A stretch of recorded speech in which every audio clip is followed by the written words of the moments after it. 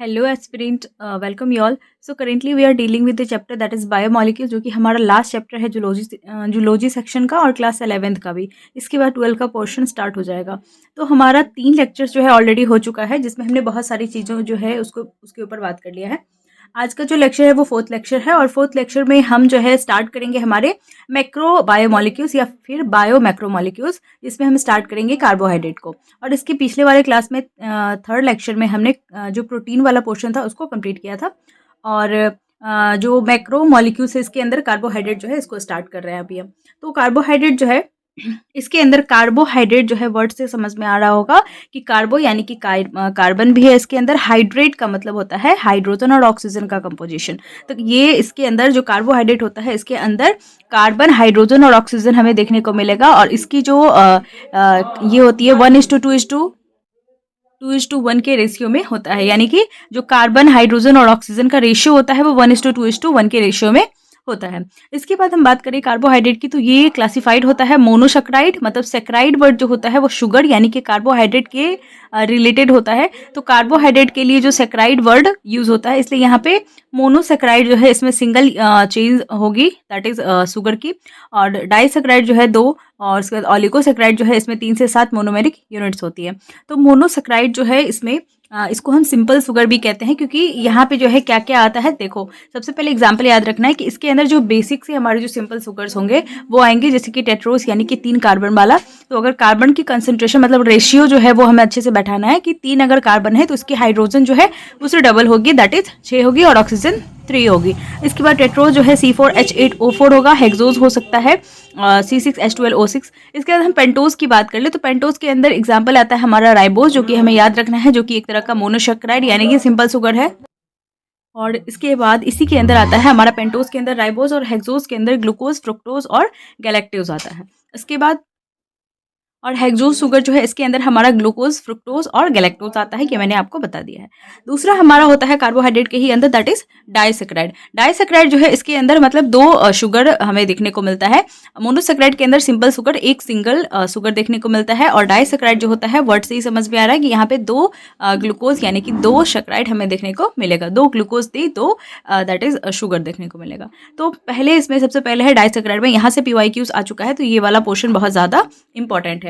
अगर हम माल्टोज की बात कर ले तो माल्टोज जो है इसके अंदर आता है हमारा ग्लूकोज और ग्लूकोज दोनों मिलकर के क्या बनाता है, माल्टोज बनाता है। इसके बाद जो सुक्रोज होता है, ये शुगर जो होता है, ये डाइसैकराइड जो है फ्रूट्स के अंदर हमें देखने को मिलता है, और इसके अंदर आता है हमारा ग्लूकोज और फ्रुक्टोज दोनों मिल करके बनाते हैं, दैट इज सुक्रोज। लैक्टोज जो है, लैक्टोज एक तरह का मिल्क शुगर होता है, और यहाँ ये बनता है ग्लूकोज और गैलेक्टोज से, ठीक है। उसके बाद तीसरा होता है हमारे पास ऑलिगोसैकराइड। ऑलिगोसैकराइड जो है इसके अंदर 3 से 7 मोनोमेरिक यूनिट्स है, और इसका एग्जाम्पल है रेफिनोज। आप याद कर सकते हैं तो याद कर लीजिए, इसमें ग्लूकोज, फ्रुक्टोज और गैलेक्टोज तीनों होता है ऑलिगोसैकराइड के अंदर। इसके बाद हम बात कर ले हमारे 4th सैकराइड की, दैट इज द पॉलीसैकराइड। और पॉलीसैकराइड जो है इसको समझना जरूरी है। पॉलीसैकराइड जो है इसके अंदर होमो पॉलीसैकराइड हो सकता है और हेटेरो पॉलीसैकराइड हो सकता है, या तो सेम तरह के मतलब बहुत सारे, पॉली का मतलब होता है बहुत सारा शुगर का यूनिट, सैकराइड यूनिट होगा। और अगर सेम तरह का बहुत सारा सैकराइड यूनिट है तो वो होता है होमो पॉलीसैकराइड। होमो का मतलब होता है सेम, हेटेरो का मतलब होता है अलग अलग। तो अगर डिफरेंट टाइप की जो है शुगर की यूनिट हमें देखने को मिल रही है, मोनोमेरिक यूनिट्स हमें देखने को मिलती है, वो होता है हेटेरो पॉलीसैकराइड। होमो पॉलीसैकराइड जो होता है इसमें सिमिलर मोनोमेरिक यूनिट्स है प्रेजेंट होता है, और हेटेरो पॉलीसैकराइड में 2 और more types of monomeric unit हमें देखने को मिलता है। एग्जाम्पल्स पे चलते हैं तो होमो पॉलीसैकराइड जो होता है इसके एग्जाम्पल हो जाते हैं सेलुलोज। सेलुलोज जो होता है इसका मोनोमेरिक यूनिट होता है बीटा ग्लूकोज। दूसरा हमारा होता है स्टार्च। स्टार्च जो है इसका जो मोनोमेरिक यूनिट है वो है अल्फा ग्लूकोज। इसके बाद है ग्लाइकोजन, जिसका मोनोमेरिक यूनिट होता है अल्फा ग्लूकोज। इसके बाद इन्यूलिन जो है इसका होता है फ्रुक्टोज, और यहाँ से क्वेश्चन बहुत बारी आ चुका है इन्यूलिन से इसका फ्रुक्टोज होता है। और बाकी ये दोनों भी याद रखना है कि स्टार्च और ग्लाइकोजन का अल्फा ग्लूकोज होता है, और हमारा जो सेलुलोज होता है इसका बीटा ग्लूकोज होता है। इसके बाद काइटिन की बात कर ले तो इसका होता है नाग यानी कि N एसिटाइल ग्लूकोसा अमीन, ठीक है। तो ये था हमारा होमो पॉलीसैकराइड का एग्जाम्पल, जो कि सारा हमें याद होना चाहिए। दूसरा हमारे पास दैट इज हेटेरो पॉलीसैकराइड, जिसमें 2 से ज़्यादा टाइप्स के मोनोमेरिक यूनिट्स हमें देखने को मिलता है, और इसका एग्जाम्पल है पेप्टिडोग्लिकन। पेप्टिडोग्लिकन जो है इसके अंदर जो इसकी मोनोमेरिक यूनिट होती है वो नाग और नाम होता है। नाग का फुल फॉर्म मैंने अभी आपको बताया है, that is N acetyl glucosamine, और NAM का मतलब होता है that is N acetyl muramic acid. तो ये दोनों आपको याद होना चाहिए फुल फॉर्म। इसके बाद जो है दूसरा होता है एक पेप्टिडोग्लाइकन, दूसरा होता है हमारे पास दैट इज म्यूकोपॉलीसैकेराइड। तो ये दोनों आपको याद होना चाहिए। नेक्स्ट हम बात करें पॉलीसैकेराइड पे ही चलते हैं। तो पॉलीसैकेराइड में फंक्शन के बेसिस पे बहुत सारे तरह के होते हैं। जैसे कि अगर हम फंक्शन की बेसिस को देखें तो उस हिसाब से हमारे पास हो जाता है कुछ स्टोरेज करने वाले हो जाएंगे, कुछ स्टोर करने वाले। तो स्टोरेज के लिए हो जाता है जो फूड स्टोर करके रखता है उस तरह की जो पॉलीसैकेराइड होती है। इसके अंदर आता है हमारा प्लांट्स के अंदर स्टार्च होता है। इसके बाद एनिमल्स के अंदर जो स्टोरेज वाला मटेरियल होता है वो हमारा ग्लाइकोजन होता है। और डहेलिया प्लांट जो होता है इसकी रूट्स के अंदर होता है इन्यूलिन।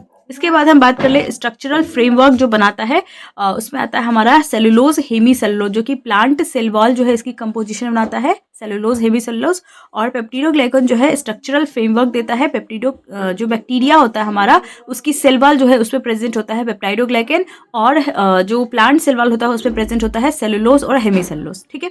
तीसरा हमारा होता है that is the ground substance या फिर मैट्रिक्स, जिसके अंदर हमें हमारा होता है पैक्टीन, केराटिन सल्फेट और डर्मेटिन सल्फेट। जो केराटिन सल्फेट होता है वो हमारे नेल्स, हेयर्स यहाँ सब पे प्रेजेंट होता है और ये एक तरह का ग्राउंड सब्सटेंस या फिर मैट्रिक्स की तरह काम करता है। तो ये हमारा फंक्शन के बेसिस पे 3 था पॉलीसैकेराइड। इसके बाद हम चलते हैं दैट इज स्टार्च और ग्लाइकोजन के बीच के डिफरेंसेस को समझने। तो स्टार्च और ग्लाइकोजन के बीच के डिफरेंसेस को समझने के लिए सबसे पहले ये जानते हैं कि इसमें जो स्टार्च जो है स्टोर्ड फूड मटेरियल्स होता है, मतलब डिफरेंस देखते हैं। तो स्टोर्ड फूड मटेरियल्स होता है in the case of plants, और ग्लाइकोजन जो होता है अभी अभी मैंने आपको बताया कि ये एनिमल्स के केस में स्टोर्ड फूड मटेरियल होता है। इसके बाद ये जो है आयोडीन सॉल्यूशन के साथ जो है अगर हम इसको आयोडीन की सॉल्यूशन में डालते हैं तो ये ब्लू ब्लैक कलर देता है, और स्टार्च और ग्लाइकोजन जो होता है वो रेड कलर देता है आयोडीन सॉल्यूशन के साथ।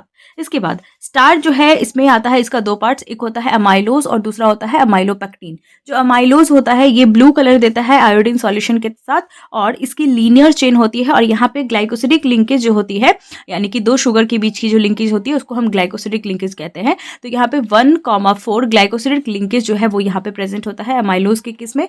जो अमाइलोपेक्टिन होता है ये रेड कलर देता है विद द आयोडीन सॉल्यूशन, और ये ब्रांच्ड चेन होता है। यहाँ पे 1,4 और 1,6 ग्लाइकोसिडिक लिंकेज हमें देखने को मिलता है। इसके बाद जो हमारा नेक्स्ट टॉपिक है that is the difference between the starch, glycogen और सेलुलोज। इन तीनों की जो मेन डिफरेंस है उसके ऊपर, और यहाँ से बहुत बार क्वेश्चन आ चुका है इसलिए मैंने अलग से इन तीनों का डिफरेंस लिखा है। जैसे स्टार्च की बात कर ले तो ये ब्रांच्ड होता है। अगर हम ग्लाइकोजन की बात कर ले तो ये हाईली ब्रांच्ड होता है। और जो सेलुलोज होता है ये मैंने अभी आपको बताया कि ये एक तरह का स्ट्रक्चरल पॉलीसैकेराइड होता है। ठीक है। तो स्टार्च ब्रांच्ड होता है, इसके अंदर 1,4 और 1,6 ग्लाइकोसिडिक लिंकेज प्रेजेंट होता है, जो कि एक अमाइलोज और दूसरा अमाइलोपेक्टिन में प्रेजेंट था। उसके बाद ग्लाइकोजन की बात कर ले तो ग्लाइकोजन जो है ये हाईली ब्रांच्ड होता है और यहाँ पे 1,6 ग्लाइकोसिडिक लिंकेज प्रेजेंट होता है। सेलुलोज की बात कर ले तो ये लीनियर चेन होता है, यहाँ पे किसी भी तरह का हेलिक्स प्रेजेंट नहीं होता है। और सेलुलोज जो होता है कि कोई भी कलर नहीं देता है आयोडीन सॉल्यूशन में। ठीक है। इसके बाद हम समझते हैं कुछ पॉइंट्स को, हमारे एनसीईआरटी के पॉइंट्स को। एंजाइम से पहले हमारे कुछ पॉइंट्स लिखे हुए हैं एनसीईआरटी में, जिसको मैंने वर्ड्स में यहाँ पे लिखा हुआ है। सबसे पहले जो इक्विलिब्रियम स्टेट की बात करी गई है वहाँ पे, तो नॉन इक्विलिब्रियम और नॉन स्टीडी स्टेट का मतलब होता है कि एक पर्सन अनहेल्दी है या फिर उसको डिजीज है। ठीक है। वो नॉन इक्विलिब्रियम स्टेट होता है या फिर नॉन स्टीडी स्टेट होता है। सिर्फ नॉन इक्विलिब्रियम स्टेट जो होता है यहाँ पे मेटाबॉलिक रिएक्शंस हो रही होती है। अगर कोई किसी में अगर नॉन इक्विलिब्रियम स्टेट आ गया है इसका मतलब कि उसके अंदर की जो मेटाबॉलिक रिएक्शंस है वो हो रही होती है। अगर स्टीडी स्टेट का मतलब होता है कि कांस्टेंट रेट से हो रहा होता है। लेकिन अगर इक्विलिब्रियम स्टेट का मतलब है कि मेटाबॉलिक रिएक्शन स्टॉप हो गया है, तो एक पर्सन में इक्विलिब्रियम आ जाना is related to metabolic reaction stop हो गई है। और मेटाबॉलिक रिएक्शन अगर स्टॉप हो जाएगी तो कोई भी चीज़ फंक्शन किसी भी तरह का जो फंक्शंस होता है वो उसके अंदर नहीं हो पाएगा, मेटाबॉलिज्म नहीं हो पाएगा, तो पर्सन क्या होगा, डेड होगा। तो इक्विलिब्रियम स्टेट जो है एक तरह का पर्सन डेड वाला स्टेट होता है। इसके बाद हम बात करते हैं हमारे next topic that is enzymes के ऊपर। और एंजाइम एक तरह का बायो कैटलिस्ट होता है जो कि इंक्रीज करता है हमारी जो रेट ऑफ रिएक्शंस होती है। एंजाइम का मेन फंक्शन होता है कि ये जो हमारे रेट ऑफ रिएक्शन है, कितनी तेजी से एक रिएक्शंस होगी, उस तेजी को मतलब ये क्या करता है, इंक्रीज करता है। कितना तेजी हो जाए, तो एंजाइम अगर हम डालेंगे पर्टिकुलर टाइप का एंजाइम तो वो क्या करता है, उस रेट ऑफ रिएक्शन जो है उसको क्या करता है, ये बढ़ा देता है। केमिकली सारे तरह के जो एंजाइम्स होते हैं वो क्या होते हैं, प्रोटीन होता है, एक्सेप्ट राइबोजाइम। राइबोजाइम एक तरह का प्रोटीन नहीं है, लेकिन लगभग जितने भी तरह के एंजाइम्स होते हैं वो क्या होते हैं, प्रोटीन होता है। इसके बाद हम चलते हैं हमारे एंजाइम के नेक्स्ट टॉपिक की तरफ, that is how do enzyme increases the rate of reaction. Enzyme का काम है कि वो रेट ऑफ रिएक्शन को बढ़ाता है, लेकिन कैसे बढ़ाता है, by decreasing the activation energy. अपना एक्टिवेशन एनर्जी को कम करके वो क्या करता है, एंजाइम अपना रेट ऑफ रिएक्शन को बढ़ाता है। अगर हम बात कर ले इसमें सबस्ट्रेट और प्रोडक्ट की, तो यहाँ पे क्या होता है, यहाँ पे मैंने लिखा है already, by decreasing the activation energy, ये क्या करता है, enzyme increases the rate of reaction. अब हम बात कर रहे हैं, अगर हम विदाउट एंजाइम डाल रहे हैं तब इसका ट्रांजिशन स्टेट यहाँ आ रहा है, लेकिन अगर इसका हम एक्टिवेशन एनर्जी देखो विद एंजाइम, मतलब अगर हम एंजाइम डाल रहे हैं तो उसका रेट ऑफ रिएक्शन काफ़ी तेजी से बढ़ रहा है, उसका एक्टिवेशन एनर्जी विद एंजाइम जो है यहाँ पे दिखा रहा है कि उसका ट्रांजिशन स्टेट यहाँ पे आ रहा है, लेकिन अगर एंजाइम नहीं डाल रहे हैं तो उसका ट्रांजिशन स्टेट यहाँ पे आ रहा है। तो इससे पता चलता है कि रेट ऑफ रिएक्शन जो है उसको कैसे बढ़ाता है या कम करता है हमारा एक्टिवेशन एनर्जी। मतलब अगर एक को हम कम करेंगे तो हमारा दूसरा बढ़ेगा, अगर रेट ऑफ रिएक्शन को बढ़ाना है तो हमें एक्टिवेशन एनर्जी को क्या करना पड़ेगा, कम करना पड़ेगा। तो एक्टिवेशन एनर्जी जो है विथ एंजाइम वाला हमारा कम है, तभी रेट ऑफ रिएक्शन क्या है, इसका ज़्यादा है। इसके बाद हम बात करते हैं यहाँ पे ग्राफ्स के ऊपर। ग्राफ से बहुत बारी क्वेश्चन आ चुका है, तो ग्राफ जो है सबस्ट्रेट और प्रोडक्ट के बीच की बात कर ले तो यहाँ पे जो है एक्सोथर्मिक रिएक्शन है। एक्सोथर्मिक एक तरह का कैटाबॉलिक रिएक्शंस होता है, और यहाँ पे क्या होता है कि जो है सबस्ट्रेट जो है यहाँ पे है और प्रोडक्ट यहाँ पे फॉर्म हो रहा है। तो प्रोडक्ट जो बन रहा है वो ज़्यादा बन रहा है मतलब सबस्ट्रेट से, तो एनर्जी यहाँ पे क्या हो रही है, यहाँ पे रिलीज हो रही है। ये एक तरह का एक्सोथर्मिक प्रोसेस है। इस तरह का ग्राफ जो होता है ये एक्सोथर्मिक का ग्राफ है। इसके बाद यहाँ पे सबस्ट्रेट यहाँ है, प्रोडक्ट जो है यहाँ पे है, तो यहाँ पे क्या हो रहा है, एनर्जी यूटिलाइज हो रही है। ये एक तरह का एंडोथर्मिक रिएक्शन है, एनाबॉलिक रिएक्शंस है, कुछ बन रहा है, ठीक है। और यहाँ पे कुछ टूट रहा है, टूटने से क्या होती है, एनर्जी रिलीज होती है, और यहाँ पे बन रही होती है, एनाबॉलिक रिएक्शंस होता है ये, ठीक है। तो ये ग्राफ था हमारा एनसीईआरटी का एंजाइम्स के ऊपर। इसके बाद एंजाइम का बहुत सारा पोर्शन जो है हमारा बचा हुआ है, तो हम नेक्स्ट जो हमारा लेक्चर होगा उसमें हम इस चैप्टर को फिनिश करेंगे। इसके बाद हम चलेंगे हमारे 12th के पोर्शन पे। तो आई होप कि आपको जो है लेक्चर समझ में आया होगा। सारे हैंडी नोट्स के लिए आप इंस्टाग्राम, टेलीग्राम कहीं पे भी जुड़ सकते हैं, आपको मिल जाएगा। लिंक ऑलरेडी प्रोवाइडेड है चैनल पे, आप वहाँ से जुड़ सकते हैं। और तब तक के लिए stay tune, stay healthy and thank you.